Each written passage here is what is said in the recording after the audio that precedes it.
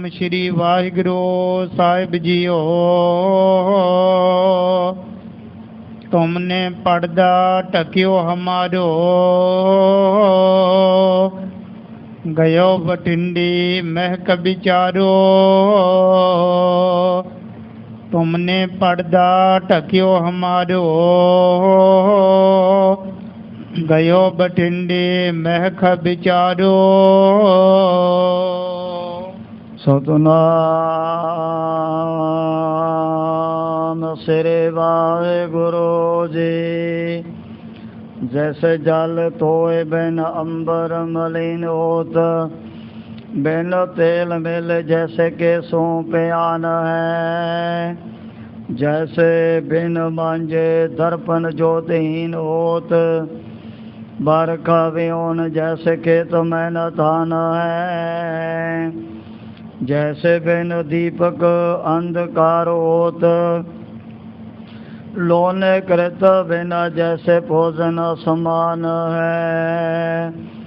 तैसे बिन साध संगत जन्म मरण दुख, मिटत न ब्रह्म भय बिना गुर ज्ञान है। एकांकार सतगुरु ते प्रसाद सच होई, वाहिगुरु जी की फतेह। विघ्न विनाशन सोए। वाहिगुरु जी की फतेह। विघ्न विनाशन सोए।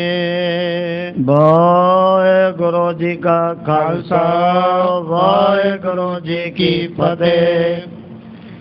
परम सत्कार जोग गुरु रूप खालसा साध संगत जी। जितने भी माई भाई नेमी प्रेमी दोनों नेड़े चल करके महापुरखों दे पवित्र पावन अस्थान अथवा गुरु बाबा जी दे सचखंड दरबार दे विच पहुँचे हो। सतगुरां दे चरनां 'च हाज़री लवाउण वास्ते अपनी अचित बिरतियां बाहरों कागर करन दी खिचड़ करो। भगत विशल पतत पावन दीना बंधु तिन्ने लोगां दे मालिक सांझे रहबर निरंकारी जोत श्री गुरु गोबिंद सिंह जी महाराज दी पावन कथा चल रही है। पिछले प्रकारों दे विच असीं ये विचार सरवण कीती। सतगुरु जी रोजाना ही रूहानी दरबार सजा करके संगतां नूं निहाल करिया करदे सन। दूर दूर तक खबरां प्रेमियां दे पास पहुँच चुकियां सन। भाई राम सिंह ते भाई तलोका ये दोवें गड्डियां दे विच बड़ियां रस्तां वस्तां भर करके लियाए सन। जदों महाराज दे पास हाज़र होए उस समय पुछया, भाई ये जो तुसीं समान घरों लिआंदा है, ज़ाहिर हो गुरमुखां ने अपने वालों सेवा करवाई है। सुन करके दोवां ने हथ जोड़े, सच्ची पातशाह जो भी गड्डियां दे विच आटा है, घ्यो है, दालां और गुड़ वगैरह इहदे विच थोड़ी जी जिहड़ी सेवा साडे रिश्तेदारां ने करवाई, बाकी असीं सारा जिहड़ा समान अपने घरों गुरु के लंगरां दे वास्ते लै करके आए हाँ। उस समय एक प्रेमी ने दसिया गरीब नवाज सच्चे पातशाह भी इन्हां दोवें मर जीवड़े गुर सिखां ने तो बहुत वड्डी सेवा निभाई है। भी आप दे जो बड़े साहबजादे चमकौर दी पावन धरती ते ਸ਼ਹੀਦ ਹੋ ਗਏ ਸਨ। ਜਦੋਂ ਇਹ ਆਪਣੇ ਮਾਮਲੇ ਦੀ ਜਿਹੜੀ ਮਾਇਆ ਹੈ ਸਰਹੰਦ ਸ਼ਹਿਰ ਸੂਬੇ ਦੇ ਪਾਸ ਜਮ੍ਹਾਂ ਕਰਵਾਉਣ ਗਏ ਸੀ, ਪਤਾ ਲੱਗਿਆ ਵੀ ਗੁਰੂ ਕੇ ਲਾਲ ਤਾਂ ਕੁਰਬਾਨ ਹੋ ਚੁੱਕੇ ਹਨ। ਦੋਵਾਂ ਨੇ ਆਪਣਾ ਜਿਹੜਾ ਲਿਬਾਸ ਪਾਗਲਾਂ ਦੇ ਸਮਾਨ ਬਣਾਇਆ ਵੀ ਕਿਸੇ ਨੂੰ ਕੋਈ ਪਹਿਚਾਣ ਨਾ ਹੋ ਜਾਏ ਕੌਣ ਨੇ ਕਿੱਥੋਂ ਆਏ ਹਨ। ਇਹ ਸੁਣ ਕਰਕੇ ਤਾਂ ਸਤਿਗੁਰੂ ਜੀ ਦੀ ਬੜੀ ਵਿਸ਼ੇਸ਼ ਕਿਰਪਾ ਇਹਨਾਂ ਦੇ ਉੱਪਰ ਹੋ ਗਈ। ਮਹਾਰਾਜ ਕਹਿਣ ਲੱਗੇ ਭਾਈ ਗੁਰ ਸਿੱਖੋ ਮੰਗ ਲਓ ਜੋ ਵੀ ਤੁਹਾਡੇ ਮਨ ਦੇ ਵਿੱਚ ਕੋਈ ਕਾਮਨਾ ਹੈ, ਕੋਈ ਇੱਛਾ ਹੈ ਦੁਨਿਆਵੀ ਪਦਾਰਥਾਂ ਦੀ। ਕਹਿਣ ਲੱਗੇ ਮਹਾਰਾਜ ਵੀ ਅਜੇ ਤੱਕ ਸਾਡੇ ਇਸ ਇਲਾਕੇ 'ਚ ਕੋਈ ਚੰਗੀ ਤਰ੍ਹਾਂ ਪੈਰ ਨਹੀਂ ਜਮੇ ਹਨ। ਆਪਣੀ ਜ਼ਿੰਦਗੀ ਦਾ ਸਮਾਂ ਬਤੀਤ ਕਰਨ ਦੇ ਲਈ ਕਦੇ ਕਿਤੇ ਜਾਂਦੇ ਹਾਂ, ਕਦੇ ਕਿਸੇ ਪਿੰਡ ਨਗਰ ਦੇ ਵਿੱਚ ਡੇਰੇ ਲਗਾਉਣੇ ਪੈਂਦੇ ਹਨ। ਅੱਜ ਤਰ੍ਹਾਂ ਭੁੱਲਰ ਗੋਦੇ ਔਰ ਮਾਨਾਂ ਨੇ ਆਪੋ ਆਪਣੀਆਂ ਜਿਹੜੀਆਂ ਜੱਦੀ ਜਾਇਦਾਦਾਂ ਬਣਾਈਆਂ ਹੋਈਆਂ ਹਨ। ਉਸ ਸਮੇਂ ਸਤਿਗੁਰੂ ਜੀ ਕਹਿ ਲਗੇ ਤੁਸੀਂ ਜ਼ਮੀਨਾਂ ਦੀ ਗੱਲ ਕਰਦੇ ਹੋ, ਤੁਹਾਡੀ ਵੰਡ ਦੇ ਵਿੱਚ ਤਾਂ ਬੜੇ ਜਿਹੜੇ ਰਾਜ ਭਾਗ ਕਾਇਮ ਹੋ ਜਾਣੇ ਹਨ। ਇਹ ਸਤਿਗੁਰੂ ਜੀ ਦੇ ਬਚਨਾਂ ਦਾ ਜੋ ਸਦਕਾ ਇਹਨਾਂ ਦੀ ਕੁਲ ਚੋਂ ਅੱਗੇ ਤੋਂ ਅੱਗੇ ਪਟਿਆਲੇ ਵਾਲਾ ਰਾਜਾ, ਨਾਭੇ ਵਾਲਾ, ਜੀਂਦ ਵਾਲਾ ਇਹਨਾਂ ਦੀ ਬਾਂਹ ਦੇ ਵਿੱਚ ਪੈਦਾ ਹੋਏ ਸੀ। ਸਤਿਗੁਰੂ ਜੀ ਕਹਿ ਲੱਗੇ ਆਹ ਜ਼ਮੀਨ ਦੀ ਕਾਹਦੀ ਗੱਲ ਹੈ, ਤੁਹਾਡੇ ਪਰਿਵਾਰ ਦੇ ਵਿੱਚ ਤਾਂ ਪੁਸਤ ਦਰ ਪੁਸਤ ਇਸੇ ਤਰ੍ਹਾਂ ਬੜਾ ਸ਼ਾਹੀ ਠਾਠ ਵਾਟ ਰਾਜਿਆਂ ਮਹਾਰਾਜਿਆਂ ਦੇ ਸਮਾਨ ਤੁਸੀਂ ਬਣ ਜਾਣਾ। ਸੁਣ ਕਰਕੇ ਬੜੇ ਖੁਸ਼ ਹੋ ਗਏ ਦੋਵੇਂ, ਭਾਈ ਰਾਮ ਸਿੰਘ ਤੇ ਭਾਈ ਤਲੋਕ ਸਿੰਘ ਜੀ। ਉਧਰੋਂ ਜਿਹੜੇ ਸੀ ਮੰਗੇਰ ਪਿੰਡ ਦੇ ਜ਼ਿਮੀਂਦਾਰ, ਉਹਨਾਂ ਨੂੰ ਪਤਾ ਲੱਗਿਆ ਵੀ ਸਤਿਗੁਰੂ ਜੀ ਤਾਂ ਬੜੀ ਕਰਾਮਾਤ ਸ਼ਕਤੀ ਦੇ ਮਾਲਕ ਹਨ ਤੇ ਅਸੀਂ ਐਵੇਂ ਮੂਰਖਪਣੇ ਵਿੱਚ ਆ ਕੇ ਉਹਨਾਂ ਦੇ ਸਿੰਘਾਂ ਨੂੰ ਇੱਕ ਹਾਸਾ ਮਖੌਲ ਕੀਤਾ ਸੀ। ਕਹਿ ਲੱਗੇ ਜੇ ਸੰਡੇ ਦੀ ਲੋੜਾ ਸਾਹਮਣੇ ਜਿਹੜਾ ਬੇਰੀ ਦੇ ਨਾਲ ਖੜਾ ਹੋ ਕਰਕੇ ਕਹਿ ਰਿਹਾ ਉਹਨੂੰ ਲੈ ਜਾਓ ਆਪਣੇ ਬਠਿੰਡੇ ਦੇ ਕਿਲ੍ਹੇ ਦੇ ਵਿੱਚ। ਪਰ ਜਦੋਂ ਗੁਰੂ ਕੇ ਪਿਆਰਿਆਂ ਨੇ ਸਤਿਗੁਰੂ ਜੀ ਦਾ ਨਾਮ ਉਚਾਰਨ ਕੀਤਾ, ਇਹ ਤਾਂ ਆਪਣੇ ਆਪ ਹੀ ਸਿੱਧਾ ਹੋ ਕਰਕੇ ਅੱਗੇ ਤੁਰ ਪਿਆ ਸੀ।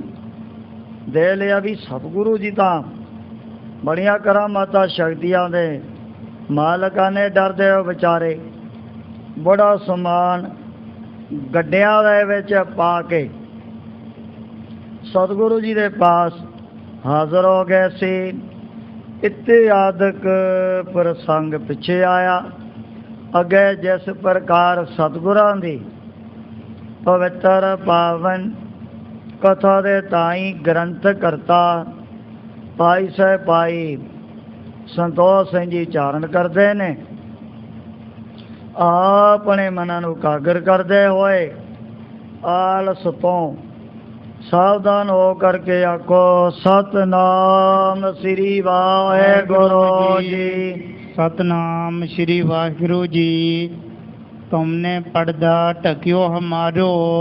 ਇਸ ਪਿੰਡ ਦੇ ਲੋਕ ਕਹਿ ਲੱਗੇ ਗਰੀਬ ਨਵਾਜ਼ ਸੱਚੇ ਪਾਤਸ਼ਾਹ ਵੀ ਆਪਨੇ ਤਾਂ ਸਾਡੇ ਵਰਗੇ ਅਪਰਾਧੀਆਂ ਗੁਨਾਹੀਆਂ ਦਾ ਬਹੁਤ ਵੱਡਾ ਇੱਕ ਪਰਦਾ ਹੀ ਢੱਕ ਦਿੱਤਾ ਹੈ। गयो बठिंडे महक विचारो।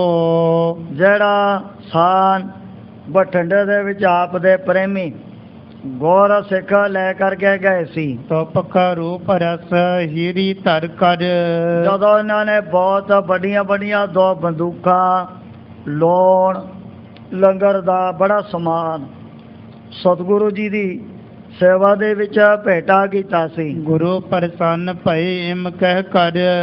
ਇਹ ਦੇ ਕਰਕੇ ਸਤਿਗੁਰੂ ਜੀ ਇਹਨਾਂ ਦੇ ਉੱਪਰ ਵੀ ਬੜੇ ਪ੍ਰਸੰਨ ਹੋ ਗਏ ਸਨ। ਕਿਆ ਜਾਚਤ ਹੋ ਕਰੋ ਸੁਨਾਵਨ।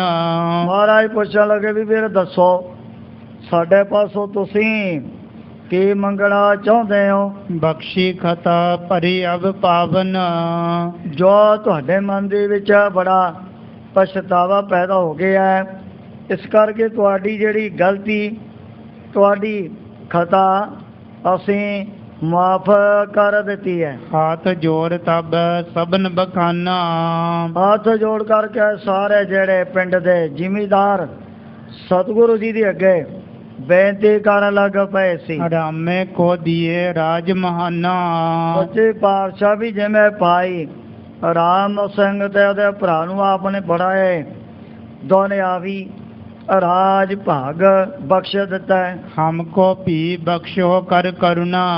ਹੁਣ ਅਸੀਂ ਵੀ ਕੋਈ ਇਹੋ ਜੀ ਦੁਨਿਆਵੀ ਵਸਤੂ ਆਪ ਦੇ ਚਰਨਾਂ ਚੋਂ ਪ੍ਰਾਪਤ ਕਰਨੀ ਚਾਹੁੰਦੇ ਆ। ਆਏ ਪਰੇ ਰਾਵਰ ਕੀ ਸ਼ਰਨਾ। ਅਸੀਂ ਤਾਂ ਹੁਣ ਸਾਰੇ ਇਕੱਠੇ ਹੋ ਕਰਕੇ ਆਪ ਦੇ ਚਰਨਾਂ ਦੇ ਵਿੱਚ ਹੀ ਡਿੱਗ ਪਏ ਆ। ਸ੍ਰੀ ਗੁਰ ਕਹਿਓ ਮਿਲੇ ਤੁਮ ਆਈ। ਮਹਾਰਾਜ ਕਹਿਣ ਲੱਗੇ ਵੀ ਦੇਖੋ, ਜੋ ਭਾਵੇਂ ਤੁਸੀਂ ਕਾਫੀ ਟਾਈਮ ਤੋਂ ਬਾਅਦ ਸਾਡੇ ਪਾਸ ਆ ਕਰਕੇ ਮਿਲੇ ਹੋ, ਜਾਨ ਬਗਿਆ ਲਿਏ ਬਖਸ਼ਾਈ। ਤੁਹਾਡੀ ਜਿਹੜੀ ਅਵੱਗਿਆ ਕੀਤੀ ਹੋਈ ਉਹ ਵੀ ਅਸੀਂ ਬਖਸ਼ ਦਿੱਤੀ ਹੈ। ਜਾਂਤੇ ਪ੍ਰਥਮ ਰਾਜ ਹੈ ਜੀਤਿਕ। ਇਸ ਕਰਕੇ ਜਿਤਨਾ ਕੁ ਰਾਜ ਭਾਗ ਤੁਹਾਨੂੰ ਪਹਿਲਾਂ ਹੋਈ ਇਹ ਧਰਤੀ ਦੇ ਉੱਪਰ ਪ੍ਰਾਪਤ ਹੋਇਆ, ਕੇਤਕ ਸਮੈ ਫਿਰ ਹੋਂਗੇ ਤੇਤਕ।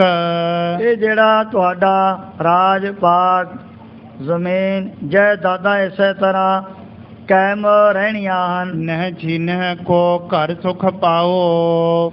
ਆਉਣ ਵਾਲੇ ਸਮੇਂ ਦੇ ਵਿੱਚ ਕੋਈ ਵੀ ਤੁਹਾਡਾ ਰਾਜ ਭਾਗ ਜ਼ਮੀਨ ਦੇ ਉੱਪਰ ਕਬਜ਼ਾ ਨਹੀਂ ਕਰੂਗਾ।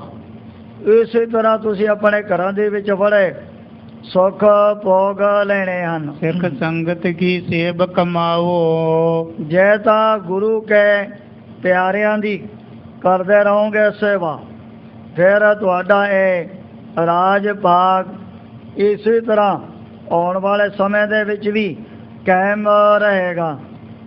ਯਮ ਜਾਨ ਵਗਿਆ ਲਿਏ ਬਖਸ਼ਾਈ। ਹੁਣ ਸਤਿਗੁਰੂ ਜੀ ਨੇ ਇਹਨਾਂ ਦੇ ਉੱਪਰ ਵੀ ਬੜੀ ਰਹਿਮਤ ਕਿਰਪਾ ਕਰ ਦਿੱਤੀ ਹੈ। ਯਮ ਬਖਸ਼ਾਈ ਕਿਤਕ ਦਿਨ ਰਹੀ। ਆਪਣੇ ਗਲਤੀ ਭੁੱਲ ਬਖਸ਼ਾ ਕਰਕੇ ਕਾਫੀ ਰੋਜ਼ ਇਹਨਾਂ ਨੇ ਫਿਰ ਮਹਾਰਾਜ ਦੇ ਪਾਸ ਰਹਿ ਕਰਕੇ ਬਤੀਤ ਕੀਤੇ ਸਨ। ਰੁਖਸਦ ਹੋਏ ਗ੍ਰਾਮ ਮਗ ਗਹੀ। ਫਿਰ ਸਾਰੇ ਜ਼ਿਮੀਂਦਾਰ ਮਹਾਰਾਜ ਤੋਂ ਲੈ ਕਰਕੇ ਆ ਗਿਆ, ਆਪੋ ਆਪਣੇ ਘਰਾਂ ਨੂੰ ਵਾਪਸ ਮੁੜ ਗਏ ਸਨ। ਉੱਚੇ ਥਾਨ ਬੈਠ ਇੱਕ ਦਿਨ ਮਹਿ। ਇੱਕ ਦਿਨ ਦਾ ਜ਼ਿਕਰ ਮਹਾਰਾਜ ਨੇ ਆਪਣੇ ਜਿਹੜੇ ਡੇਰੇ ਬਹੁਤ ਉੱਚੀ ਜਗ੍ਹਾ ਦੇ ਉੱਪਰ ਲਗਾਏ ਹੋਏ ਸੀ। ਆਲੇ ਦੁਆਲੇ ਇਲਾਕੇ ਦੇ ਪਤਵੰਤ ਸੱਜਣ, ਬੜੀਆਂ ਸੰਗਤਾਂ ਗੁਰ ਸਿੱਖਾਂ ਦੇ ਸਮੇਤ ਬੈਠੀਆਂ ਸਨ। ਲਗਿਓ ਦੀਵਾਨ ਸੁਹਾਈ ਸਭਨ ਮਹਿ। ਜਦੋਂ ਦੇਖਿਆ ਵੀ ਬੜਾ ਭਾਰੀ ਰੂਹਾਨੀ ਦਰਬਾਰ ਮਹਾਰਾਜ ਦੇ ਪਾਸ ਸਜਿਆ ਹੋਇਆ ਸੀ। ਡਲ ਸਿੰਘ ਗਨ ਬਿਰਾੜ ਸਿਰ ਸਾਰੀ। ਭਾਈ ਡਾਲਾ ਸਿੰਘ ਚੌਧਰੀ ਬਹੁਤ ਸਾਰੇ ਜਿਹੜੇ ਬਰਾੜ ਮਹਾਰਾਜ ਦੇ ਨੇੜੇ ਹੋ ਕਰਕੇ ਬੈਠੇ ਸਨ। ਸਭਨ ਸੁਨਾਬਤ ਬਾਕ ਉਚਾਰੀ। ਆਪਣੀ ਮੌਤ ਦੇ ਵਿੱਚ ਆ ਕੇ ਉਸ ਸਮੇਂ ਸ੍ਰੀ ਗੁਰੂ ਗੋਬਿੰਦ ਸਿੰਘ ਜੀ ਮਹਾਰਾਜ ਭਾਈ ਡੱਲੇ ਨੂੰ ਸੰਬੋਧਨ ਕਰਦਿਆਂ ਹੋਇਆ ਬਚਨ ਕਰਨ ਲੱਗ ਪਏ ਸੀ। ਬਹੁ ਗੋਤਮ ਖੇਤ ਦਿਖਿਆ ਹੈ। ਭਾਈ ਡੱਲਿਆ ਨਿਗਾਹ ਮਾਰ ਕੇ ਦੇਖ ਚਾਰੇ ਪਾਸੇ ਕਿਵੇਂ ਜਿਹੜੀਆਂ ਹਰੀਆਂ ਹਰੀਆਂ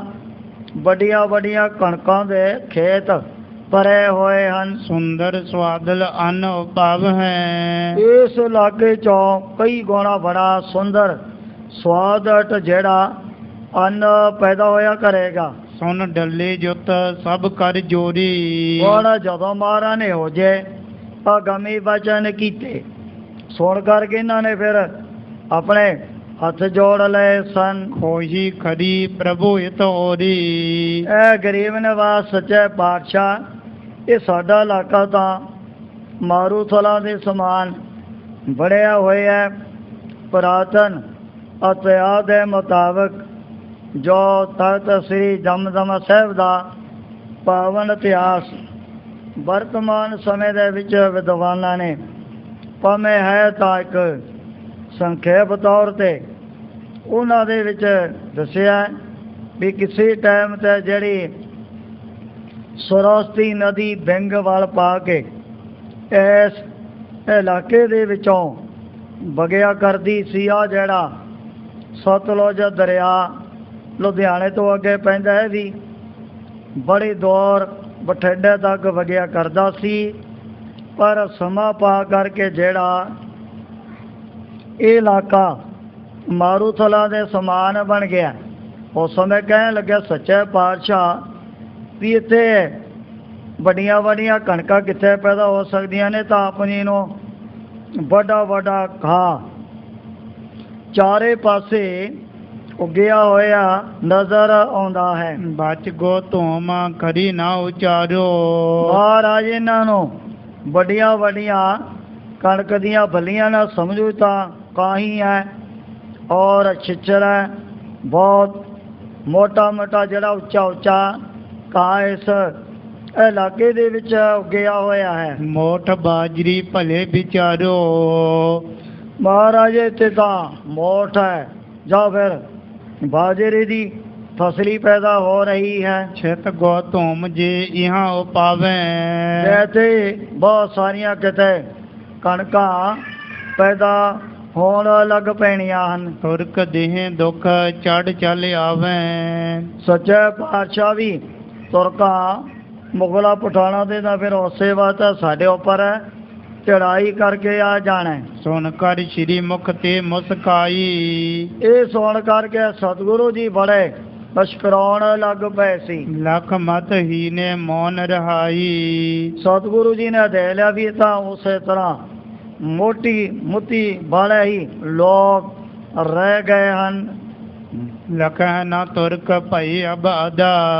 ਇਹਨਾਂ ਨੂੰ ਇਸ ਹਕੀਕਤ ਦੇ ਬਾਰੇ ਕੋਈ ਪਤਾ ਨਹੀਂ ਲੱਗਿਆ ਵੀ ਤੁਰਕਾਂ ਮੁਗਲਾਂ ਪਠਾਨਾਂ ਦੀ ਸਫਾ ਹਿੰਦੁਸਤਾਨ ਦੇ ਵਿੱਚੋਂ ਇਹ ਤਾਂ ਅਦਾ ਹੋ ਚੁੱਕੀ ਹੈ। ਗੁਰ ਕੋ ਬਾਕ ਥਿਰੇ ਸਦ ਸਦਾ। ਸਤਿਗੁਰੂ ਜੀ ਦਾ ਕੀਤਾ ਹੋਇਆ ਵਚਨ ਇਹ ਤਾਂ ਸਦਾ ਵਾਤੇ ਟਲ ਹੋਇਆ ਕਰਦੇ ਹਨ। ਬੀਤ ਗਏ ਕੇਤਕ ਦਿਨ ਔਰ। ਇਸੇ ਤਰ੍ਹਾਂ ਜਦੋਂ ਸਤਿਗੁਰੂ ਜੀ ਨੇ ਸਦਾ ਉਪਦੇਸ਼ ਕਰਦਿਆਂ ਹੋਇਆ ਕਈ ਦਿਨ ਬਤੀਤ ਕਰ ਦਿੱਤੇ ਸੀ। ਬੈਠੇ ਸਤਿਗੁਰ ਉੱਚੀ ਠੌਰ। ਉਸੇ ਤਰ੍ਹਾਂ ਮਹਾਰਾਜ ਨੇ ਫਿਰ ਆਪਣਾ ਜਿਹੜਾ ਦੀਵਾਨ ਬੜੀ ਉੱਚੀ ਜਗ੍ਹਾ ਦੇ ਉੱਪਰ ਸਜਾਇਆ ਹੋਇਆ ਸੀ। ਡੱਲੇ ਸਹਿਤ ਨਿਕਟ ਸਮੁਦਾਈ। ਭਾਈ ਡੱਲੇ ਚੌਧਰੀ ਦੇ ਸਮੇਤ ਬੜੇ ਸ੍ਰੇਸ਼ਟ ਸਿਆਣੀਆਂ ਸਿਆਣੀਆਂ ਉਮਰਾਂ ਵਾਲੇ ਗੁਰਮੁਖ ਵੀ ਪਾਸ ਹੀ ਬੈਠੇ ਸਨ। ਦ੍ਰਿਸ਼ਟ ਉਚੇਰੀ ਕਰ ਗੁਰ ਭਨੀ। ਉਸ ਸਮੇਂ ਮਹਾਰਾਜ ਨੇ ਜਦੋਂ ਆਪਣੀ ਨਜ਼ਰ ਥੋੜੀ ਜੀ ਉੱਚੀ ਕੀਤੀ ਹੈ, ਵੇਖੋ ਕਮਾਦ ਕਰੇ ਇਤ ਕਨੀ। ਉਸ ਸਮੇਂ ਸਤਿਗੁਰੂ ਜੀ ਕਹਿਣ ਲੱਗੇ ਭਾਈ ਡੱਲਿਆ ਦੇਖ ਕਿਤਨੇ ਵੱਡੇ ਵੱਡੇ ਕਮਾਦ ਆ ਸਾਹਮਣੇ ਖੇਤਾਂ ਦੇ ਵਿੱਚ ਖੜੇ ਹੋਏ ਦਿਸ ਰਹੇ ਹਨ। ਜਿਸ ਤੇ ਬਹੁ-ਬਿਧ ਕੇ ਮਿਸ਼ਟਾਨ। ਹੁਣ ਇਸ ਕਮਾਦ ਤੋਂ ਨਾਨਾ ਪ੍ਰਕਾਰ ਦੇ ਜਿਹੜੇ ਮਿਸ਼ਟਾਨ ਪਦਾਰਥ ਤਿਆਰ ਹੋਣੇ ਹਨ। ਹੋਤ ਭਲੇ ਲਹਿ ਸਵਾਦ ਜਹਾਨ। ਹੁਣ ਇਸ ਕਮਾਦ ਦੇ ਨਾਲ ਹੀ ਨਾਨਾ ਪ੍ਰਕਾਰ ਦੀਆਂ ਜਿਹੜੀਆਂ ਮਿੱਠੀਆਂ ਵਸਤੂਆਂ ਖਾਣ ਵਾਲੀਆਂ ਤਿਆਰ ਕੀਤੀਆਂ ਜਾਂਦੀਆਂ ਹਨ। ਸੁਨ ਬੈਰਾੜ ਕਹਿ ਕਰ ਜੋਰ। ਇਹ ਸੁਣ ਕਰਕੇ ਬੈਰਾੜ ਸਾਰੇ ਹੀ ਦੋਵੇਂ ਹੱਥ ਜੋੜ ਕੇ ਮਹਾਰਾਜ ਦੇ ਪਾਸ ਕਹਿ ਲਗੇ ਸਨ। ਪ੍ਰਭ ਜੀ ਨਹਿ ਕਮਾਦੇ ਤੋਰ। ਸੱਚੇ ਪਾਤਸ਼ਾਹ ਵੀ ਇੱਥੇ ਜੰਗਲ ਦੇ ਇਲਾਕੇ 'ਚ ਕਮਾਦ ਕਿਵੇਂ ਪੈਦਾ ਹੋ ਸਕਦੇ ਹਨ? ਤ੍ਰਿਨ ਲੰਬੀਰੇ ਵੱਧ ਬਹੁ ਗਈ। ਇਹ ਤਾਂ ਵੱਡੇ ਵੱਡੇ ਜਿਹੜੇ ਘਾਹ ਦੇ ਤਿਣਕੇ ਵੱਧ ਚੁੱਕੇ ਹਨ। ਸੋ ਆਗੇ ਤੁਮ ਦੀਖਤ ਭਈ। ਉਹ ਵੱਡਾ ਵੱਡਾ ਜਿਹੜਾ ਘਾਹ ਵਧਿਆ ਹੋਇਆ ਧਰਤੀ ਦੇ ਉੱਪਰ ਆਪ ਜੀ ਨੂੰ ਕਮਾ ਦੇ ਸਮਾਨ ਦਿਸਣ ਲੱਗ ਪਿਆ। ਇਤਿਆਦਿਕ ਵਥ ਚਹਿ ਨਾ ਕੋਈ। ਹੁਣ ਸਤਿਗੁਰੂ ਜੀ ਤਾਂ ਇਹਨਾਂ ਨੂੰ ਬੜੀਆਂ ਬਖਸ਼ਿਸ਼ਾਂ ਆਪਣੇ ਵੱਲੋਂ ਕਰਨੀਆਂ ਚਾਹੁੰਦੇ ਸੀ। ਮੋਠ ਬਾਜਰੀ ਨਿਪਜਹਿ ਜੋਈ। ਜਿਸ ਇਲਾਕੇ ਦੇ ਵਿੱਚ ਮੋਠ ਤੇ ਬਾਜਰਾ ਵਗੈਰਾ ਇਹੋ ਜਿਹੀਆਂ ਫਸਲਾਂ ਪੈਦਾ ਹੋਇਆ ਕਰਦੀਆਂ ਸਨ। ਸੋਈ ਭਲੀ ਹੈ ਇਸ ਦੇਸ਼। ਕਹਿ ਲਗੇ ਮਹਾਰਾਜ ਕਮਾਦਾਂ ਤੋਂ ਲੈਣਾ ਕੀ ਹੈ? ਅਸੀਂ ਤਾਂ ਮੋਠ ਬਾਜਰੀ ਖਾ ਕਰਕੇ ਆਪਣਾ ਗੁਜ਼ਾਰਾ ਕਰ ਲੈਣਾ। ਨਾਹੀਂ ਤਾਂ ਪਹੁੰਚੈ ਤੁਰਕ ਵਿਸ਼ੇਸ਼। ਜ਼ੈ ਕਿਤੇ ਕਮਾਦ ਕਣਕਾਂ ਆਉਣ ਲੱਗ ਪਈਆਂ, ਉਸੇ ਵਾਸਤੇ ਤੁਰਕਾਂ ਮੁਗਲਾਂ ਪਠਾਣਾਂ ਨੇ ਇੱਧਰ ਨੂੰ ਚੜ੍ਹਾਈ ਕਰ ਲੈਣੀ ਹੈ। ਸਰਬ ਭਾਂਤ ਤੇ ਦੁੱਖ ਉਪਜੈ ਹੈ। ਔਰ ਸਾਰ ਸਾਨੂੰ ਉਹਨਾਂ ਨੇ ਬੜਾ ਦੁੱਖ ਦੇਣ ਲੱਗ ਜਾਣਾ ਹੈ। ਫੌਜ ਪਾਈ ਕਰ ਹਾਲਾ ਲੈ ਹੈ। ਜਦੋਂ ਪਤਾ ਲੱਗਿਆ ਵੀ ਚੰਗੀਆਂ ਫਸਲਾਂ ਆਉਣ ਲੱਗ ਪਈਆਂ ਇਸ ਇਲਾਕੇ 'ਚ, ਫਿਰ ਤਾਂ ਸਾਰੇ ਜ਼ਿਮੀਂਦਾਰਾਂ ਨੂੰ ਜਾ ਕਰਕੇ ਉਹਨਾਂ ਦੇ ਪਾਸ ਆਪਣਾ ਖੇਤਾਂ ਦਾ ਹਾਲਾ ਵੀ ਭਰਨਾ ਪਵੇਗਾ। ਸੁਣ ਸ਼੍ਰੀ ਮੁਕਤੇ ਪੁਨ ਮੁਸਕਾਈ। ਸੁਣ ਕਰਕੇ ਫਿਰ ਸਤਿਗੁਰੂ ਜੀ ਬੜਾ ਮੁਸਕਰਾਉਣ ਲੱਗ ਪਏ ਸਨ। ਕਿਉਂ ਤੁਮ ਆਪਣੋ ਭਲੋ ਨਾ ਪਾਈ। ਸਤਿਗੁਰੂ ਜੀ ਕਹਿਣ ਲੱਗੇ ਵੀ ਕਿਉਂ ਨਹੀਂ ਤੁਸੀਂ ਆਪਣੇ ਇਲਾਕੇ ਦਾ ਭਲਾ ਕਰਵਾਉਣਾ ਚਾਹੁੰਦੇ ਹੋ? ਆਪਣੀ ਪੌਰ ਸਿਰੰਦ ਕੀ ਸਾਰੀ। ਜਿਹੜੇ ਪਦਾਰਥ ਜਿਹੜੀਆਂ ਫਸਲਾਂ ਸਰਹੰਦ ਦੀ ਧਰਤੀ ਦੇ ਵਿੱਚ ਪੈਦਾ ਹੋਣ ਵਾਲੀਆਂ ਹਨ, ਇਹਾਂ ਲਗਾਵਨ ਹਿਤ ਉਚਾਰੀ। ਅਸੀਂ ਉਹ ਜਿਹੜਾ ਸਾਰਾ ਇਲਾਕਾ ਤੁਹਾਡੇ ਇਸ ਜੰਗਲ ਦੇ ਇਲਾਕੇ ਦੇ ਵਿੱਚ ਹੀ ਲਗਾ ਦੇਣਾ ਸੀ। ਭਲੇ ਪਦਾਰਥ ਜੋ ਤੈ ਉਤੀ। ਜਿਹੜੇ ਜਿਹੜੇ ਵੱਡੇ ਵੱਡੇ ਬਾਗ ਕਣਕਾਂ ਕਮਾਦ ਉਸ ਇਲਾਕੇ ਦੇ ਵਿੱਚ ਉਗਦੀਆਂ ਹਨ, ਉਹ ਫਿਰ ਤੁਹਾਡੇ ਜੰਗਲ ਦੇ ਇਲਾਕੇ ਦੇ ਵਿੱਚ ਪੈਦਾ ਹੋਣ ਲੱਗ ਜਾਣੀਆਂ ਸਨ। ਸਗਰੀ ਉਪਜਤ ਸਵਾਦਲ ਇਤੀ। ਸਾਰੀਆਂ ਫਸਲਾਂ ਤੁਹਾਡੇ ਇਲਾਕੇ ਦੇ ਵਿੱਚ ਹੋਣ ਲੱਗ ਪੈਣੀਆਂ ਸਨ। ਕੀਚਿਤ ਦਿਨ ਹੋਏ ਤੁਰਕ ਬਿਨਾਸ਼ੀ। ਇਹ ਤੁਰਕ ਮੁਗਲ ਪਠਾਨ ਥੋੜੇ ਟਾਈਮ ਦੇ ਅੰਦਰ ਅੰਦਰ ਹੀ ਚਾਰੇ ਪਾਸਿਆਂ ਤੋਂ ਨਾਸ ਹੋ ਜਾਣੇ ਹਨ। ਰਾਜ ਖਾਲਸੇ ਕੋ ਹੋਏ ਰਾਸੀ। ਔਰ ਸਹਿਜੇ ਸਹਿਜੇ ਧਰਤੀ ਦੇ ਉੱਪਰ ਖਾਲਸੇ ਦਾ ਰਾਜ ਕਾਇਮ ਹੋ ਜਾਣਾ। ਮੋਠ ਬਾਜਰੀ ਅੰਗੀਕਾਰ ਹੋ।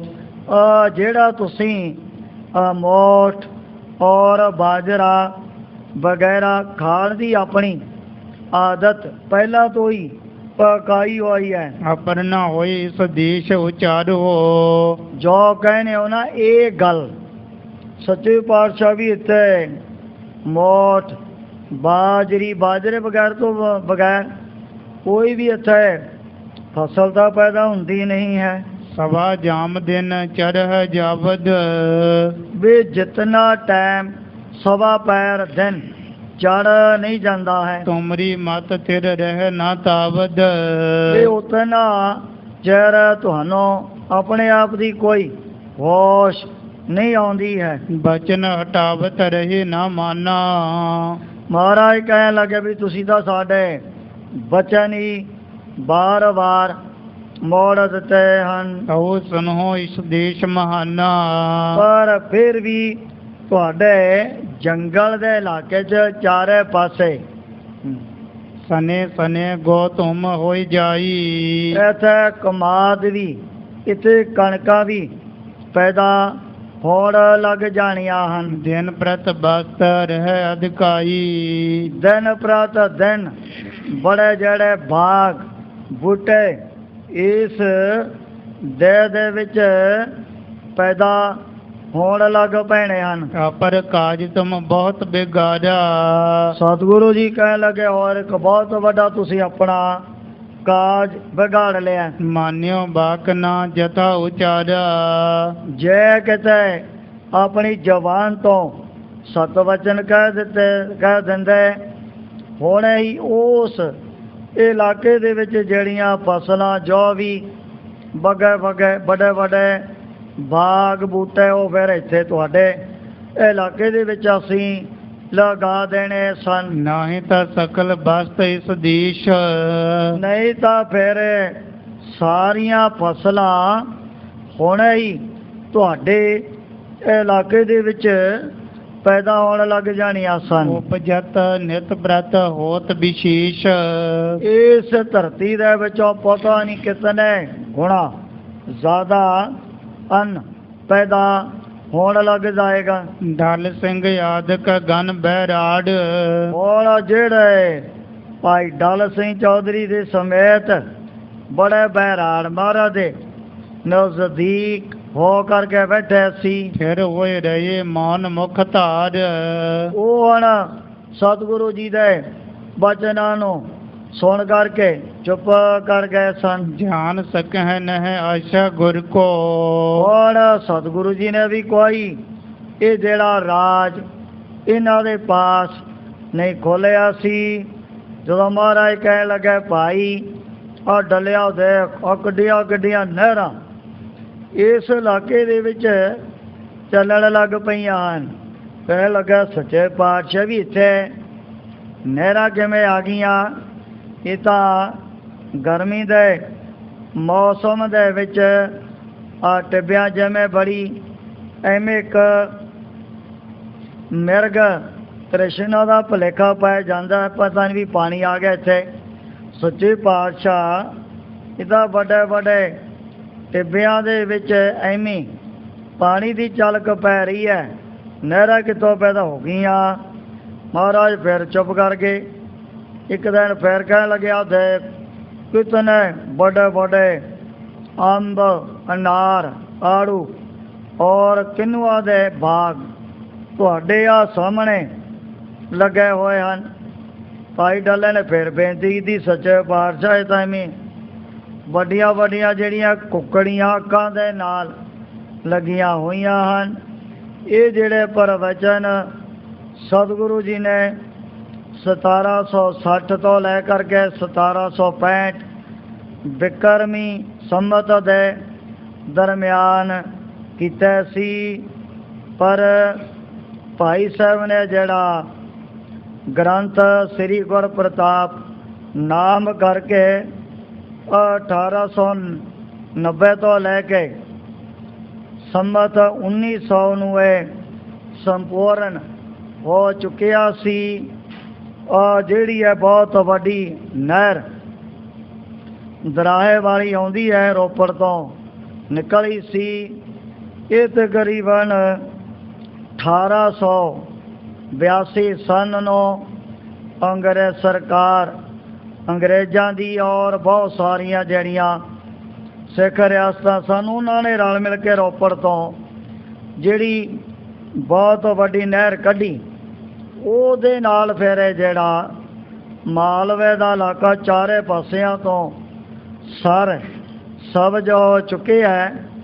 ਅੱਜ ਵੀ ਉਸ ਇਲਾਕੇ ਦੇ ਵਿੱਚ ਅੰਗੂਰਾਂ ਦੇ ਕਿੰਨੂਆਂ ਦੇ ਕਿਤਨੀਆਂ ਜਿਹੜੀਆਂ ਫਸਲਾਂ ਕਣਕਾਂ ਵੀ ਕਮਾਦ ਵੀ ਸਾਰੇ ਇਲਾਕੇ ਦੇ ਵਿੱਚ ਪੈਦਾ ਹੋਣ ਲੱਗ ਪਏ ਹਨ।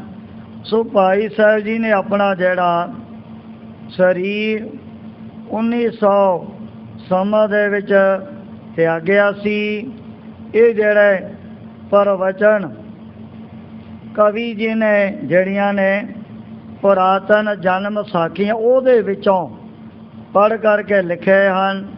ਤਕਰੀਬਨ 39 ਸਾਲ ਤੋਂ ਬਾਅਦ ਜਿਹੜੇ ਇਹ ਵਿਚਾਰ ਕਵੀ ਜੀ ਨੇ ਆਪਣੀ ਕਲਮ ਦੇ ਨਾਲ ਲਿਖੀ, 39 ਸਾਲ ਤੋਂ ਬਾਅਦ ਉਹ ਜਿਹੜੇ ਸਤਿਗੁਰੂ ਜੀ ਦੇ ਕੀਤੇ ਹੋਏ ਬਚਨ ਸਾਰਿਆਂ ਦੇ ਸਾਹਮਣੇ ਆ ਗਏ ਹਨ। ਅੱਜ ਇਸ ਰੋਪੜ ਵਾਲੀ ਨਹਿਰ ਦੁਆਰਾ ਕਿਤਨਾ ਜਿਹੜਾ ਇਲਾਕਾ ਬੜਾ ਹੀ ਚਾਰੇ ਪਾਸਿਆਂ ਤੋਂ ਸਰ ਸਬਜ਼ ਹੋ ਚੁੱਕੀ ਹੈ, ਜਿੱਥੇ ਵੱਡੇ ਵੱਡੇ ਅੰਗੂਰਾਂ ਦੇ ਕਿੰਨੂਆਂ ਦੇ ਪ੍ਰੇਮੀਆਂ ਨੇ ਆਪੋ ਆਪਣੇ ਖੇਤਾਂ ਦੇ ਵਿੱਚ ਬਾਗ ਲਗਾਏ ਹਨ ਔਰ ਜ਼ਿਮੀਂਦਾਰਾਂ ਦੀਆਂ ਜ਼ਮੀਨਾਂ ਦੇ ਵਿੱਚ ਕਮਾਦ ਵੀ ਸਾਰੀਆਂ ਤਕਰੀਬਨ ਫਸਲਾਂ ਹੁਣ ਕਿਤਨੀਆਂ ਖੁੱਲੀਆਂ ਡੁੱਲੀਆਂ ਪੈਦਾ ਹੋਣ ਲੱਗ ਪਈਆਂ। ਉਹਨਾਂ ਸਤਿਗੁਰੂ ਜੀ ਦੇ ਕੀਤੇ ਹੋਏ ਬਚਨ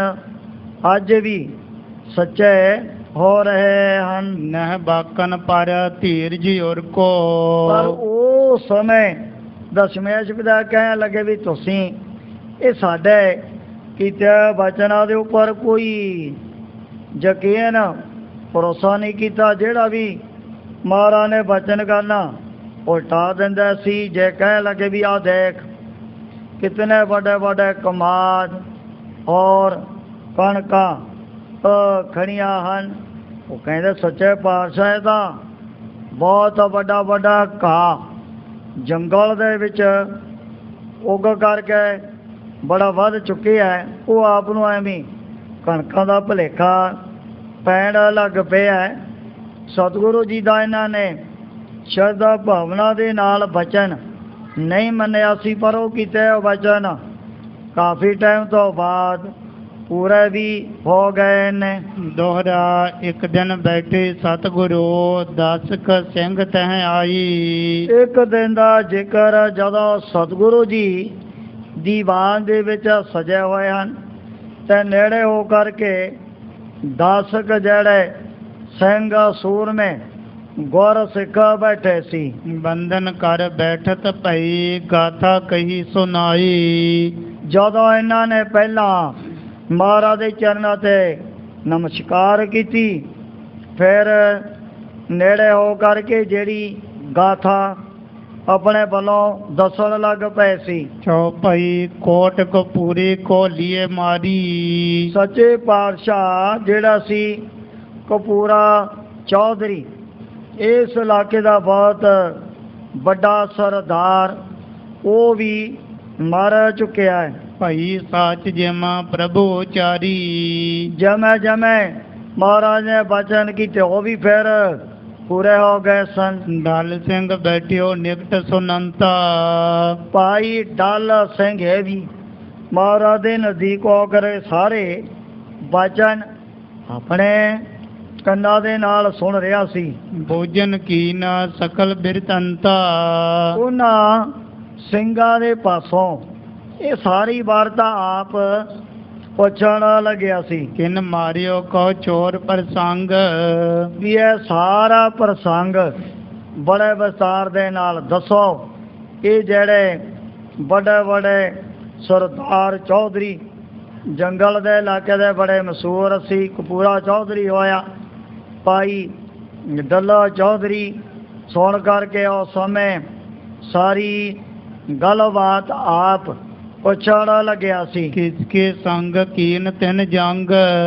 ਵੀ ਚੌਧਰੀ ਕਪੂਰੇ ਨੇ ਕਿਹਦੇ ਨਾਲ ਜਾ ਕਰਕੇ ਹੋ ਜਿਆ ਜੰਗ ਕਰ ਲਿਆ ਸੀ। ਸੁਣ ਕੇ ਸਿੰਘ ਨਾ ਸਰਬ ਸੁਨਾਇਓ। ਸੁਣ ਕਰਕੇ ਉਹਨਾਂ ਸਿੰਘਾਂ ਨੇ ਸਾਰੀ ਜਿਹੜੀ ਵਾਰਤਾ ਆਪਣੇ ਵੱਲੋਂ ਦੱਸਣੀ ਕੀਤੀ ਸੀ। ਮੇਲਾ ਢਿਲਵੀ ਬਹੁਤ ਚੱਲ ਆਇਓ। ਵੀ ਜਦੋਂ ਢਿਲਵੀ ਨਗਰ ਦੇ ਵਿੱਚ ਬਹੁਤ ਵੱਡਾ ਜਿਹੜਾ ਮੇਲਾ ਸਾਲ ਤੋਂ ਬਾਅਦ ਭਰਿਆ ਕਰਦਾ ਸੀ। ਸੋਢੀ ਕੌਲ ਸੋ ਮੰਜੀ ਲਾਈ। ਉਹ ਸਮੇਂ ਸੋਢੀ ਕੌਲ ਦੇ ਵਿੱਚੋਂ ਬਾਬਾ ਕੌਲਦਾਸ ਜੀ ਆਪਣੀ ਜਿਹੜੀ ਮੰਜੀ ਲਾ ਕਰਕੇ ਇਸ ਮੇਲੇ ਦੇ ਵਿੱਚ ਬਹਿ ਗਏ। ਆਲੇ ਦੁਆਲੇ ਇਲਾਕੇ 'ਚੋਂ ਸੰਗਤਾਂ ਵੀ ਸੋਢਵਾਂ ਦੇ ਸਾਹਿਬਜ਼ਾਦਿਆਂ ਦੇ ਦਰਸ਼ਨ ਕਰਨ ਵਾਸਤੇ ਆਇਆ ਕਰਦੀਆਂ ਸਨ। ਜਦੋਂ ਬਹੁਤ ਜ਼ਿਆਦਾ ਮੇਲਾ ਭਰ ਗਿਆ ਤੇ ਉਸ ਸਮੇਂ ਬਾਬਾ ਕੌਲਦਾਸ ਜੀ ਆਪ ਮੇਲੇ ਦੇ ਵਿੱਚ ਮੰਜੀ ਲਗਾ ਕਰਕੇ ਬੈਠ ਗਏ ਸਨ। ਬੈਠਿਓ ਭੇਟਾਂ ਲੋਕ ਚੜਾਏ। ਜਿਹੜੀਆਂ ਸੰਗਤਾਂ ਬਹੁਤ ਸਾਰੀਆਂ ਭੇਟਾਵਾਂ ਬਾਬਾ ਕੌਲਦਾਸ ਜੀ ਦੇ ਚਰਨ 'ਚ ਅਰਪਣ ਕਰਨ ਲੱਗ ਪਈਆਂ ਸਨ। ਤਹਾਂ ਕਪੂਰਾ ਪੀ ਚੱਲ ਗਇਓ। ਉਧਰੋਂ ਅਚਾਨਕ ਹੀ ਚੌਧਰੀ ਕਪੂਰਾ ਵੀ ਆਪਣੇ ਜਵਾਨਾਂ ਸਿਪਾਹੀਆਂ ਦੇ ਨਾਲ ਚੱਲ ਕੇ ਮੇਲੇ ਦੇ ਵਿੱਚ ਪਹੁੰਚ ਗਿਆ ਸੀ। ਕੀਚਤ ਸੁਪਟ ਸੰਗ ਮਹਿਲਿਓ।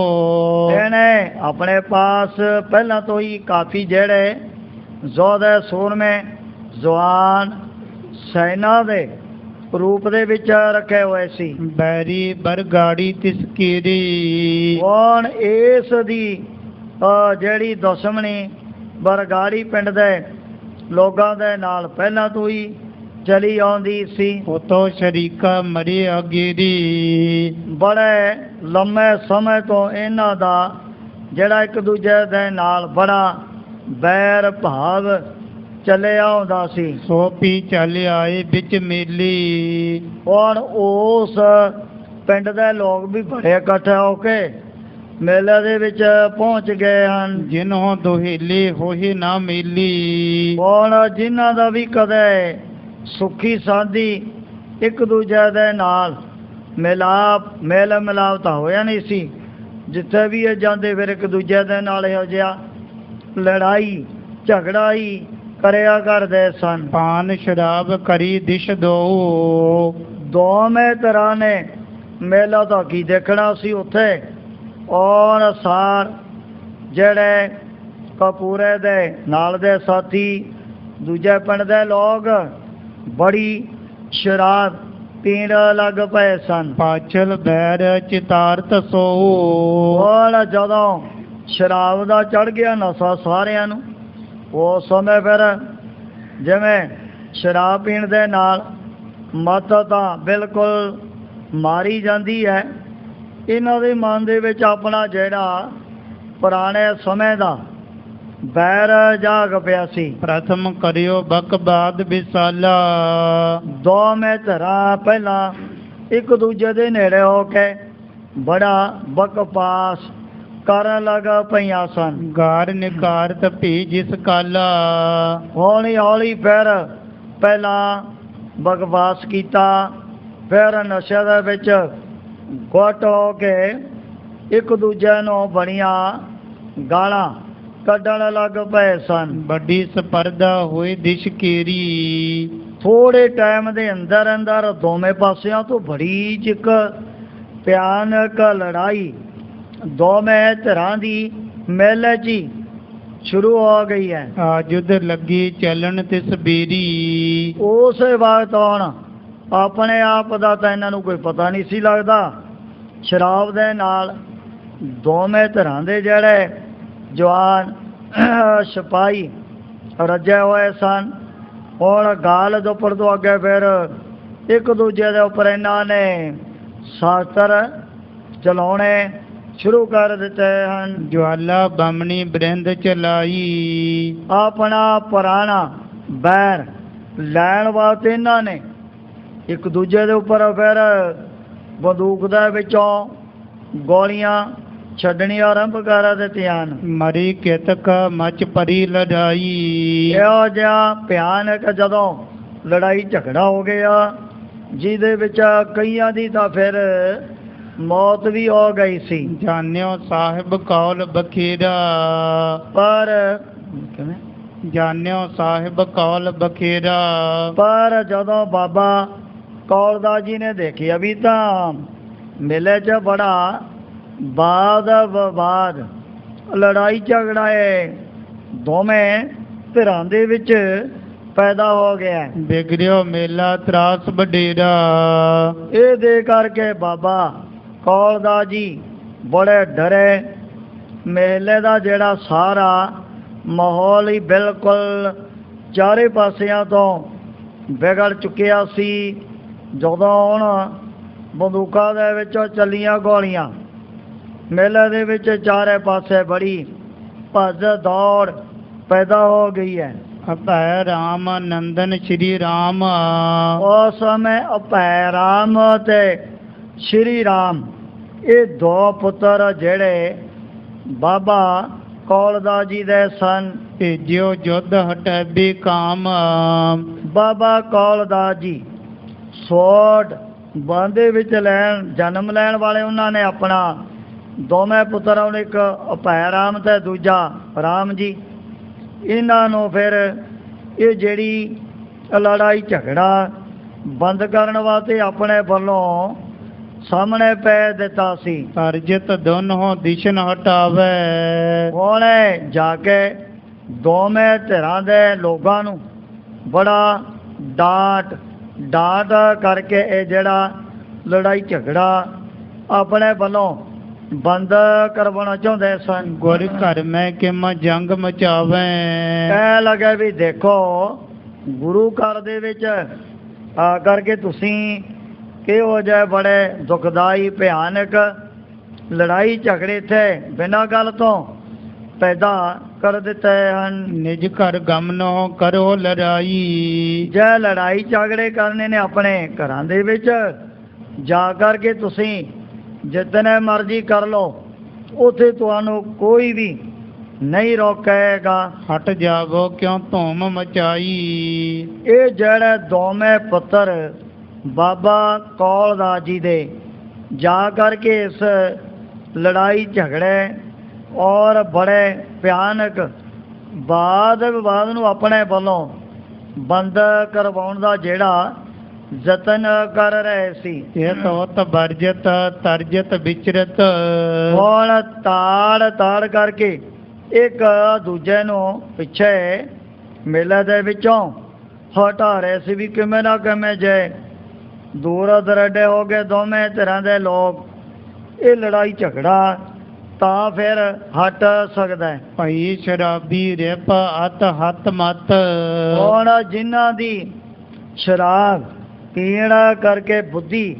ਭਰਟ ਹੋ ਗਈ, ਉਹਨਾਂ ਨੇ ਫਿਰ ਇਹੋ ਜਿਹੀਆਂ ਗੱਲਾਂ ਬਾਤਾਂ ਕਿੱਥੇ ਕੰਨਾਂ ਦੇ ਨਾਲ ਸੁਣਨੀਆਂ ਸਨ, ਉਹ ਤਾਂ ਅੱਖਾਂ ਤੋਂ ਅੰਨੇ ਤੇ ਕੰਨਾਂ ਤੋਂ ਬੋਲੇ ਹੋ ਚੁੱਕੇ ਸਨ। ਇਹੋ ਜਿਹਾ ਸ਼ਰਾਬ ਦਾ ਨਸ਼ਾ ਦੋਵੇਂ ਧਿਰਾਂ ਦੇ ਲੋਕਾਂ ਨੂੰ ਚੜ੍ਹ ਚੁੱਕਿਆ ਸੀ। ਜਵਾਲਾ ਬਮਨੀ ਤਾਕ ਚਲਾਈ, ਉਹ ਸਮੇਂ ਜਦੋਂ ਇੱਕ ਪਾਸੇ ਤੋਂ ਇਹੋ ਜੀ ਭਿਆਨਕ ਗੋਲੀ ਬੰਦੂਕ ਦੇ ਵਿੱਚੋਂ ਚੱਲੀ ਸੀ, ਹੱਥ ਦੀਨੋ ਸ਼੍ਰੀ ਰਾਮ ਗਿਰਾਈ, ਉਹ ਸਮੇਂ ਉਹ ਜਿਹੜਾ ਗੋਲੀ ਦਾ ਨਿਸ਼ਾਨਾ ਅਚਾਨਕ ਹੀ ਬਾਬਾ ਸ੍ਰੀ ਰਾਮ ਜੀ ਦੇ ਜਦੋਂ ਸਰੀਰ ਤੇ ਲੱਗਿਆ ਤੇ ਨਾਲ ਦੀ ਨਾਲ ਉਹ ਦਾੜ ਦੇ ਕੇ ਧਰਤੀ ਦੇ ਉੱਪਰ ਡਿੱਗ ਪਏ ਸਨ। ਸੁਨ ਮਾਨਵ ਤਬ ਦੌੜੀ ਗਈ, ਇਹ ਦੇ ਕਰਕੇ ਇੱਕ ਪ੍ਰਾਣੀ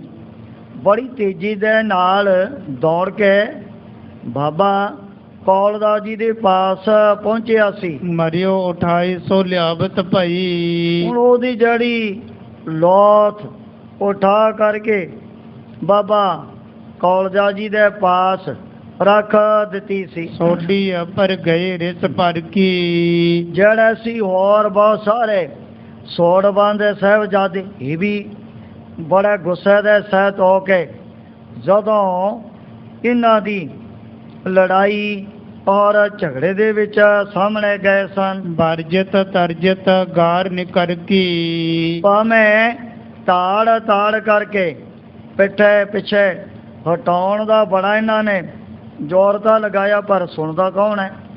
ਜਿਹੜੇ ਪਹਿਲਾਂ ਹੀ ਸ਼ਰਾਬ ਦੇ ਨਾਲ ਰੱਜੇ ਹੋਏ ਸਨ।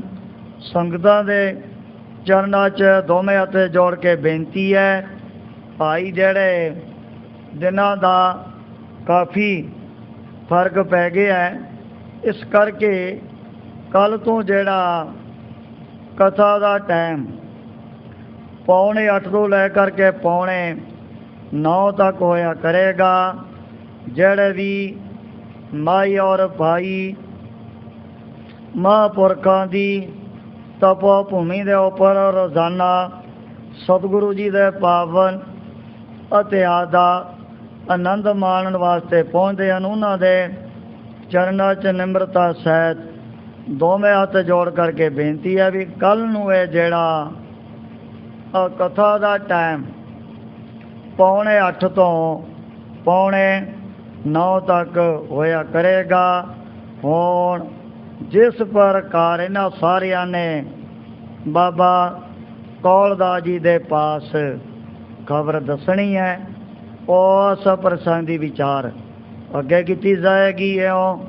श्री गुरु गोबिंद सिंह जी महाराज गुरता गदी ते विराजमान होकर के अपने पवित्र उपदेश अति दर्शनों द्वारा बड़भागे गुर सिखा ताई ने आल कर रहे ने।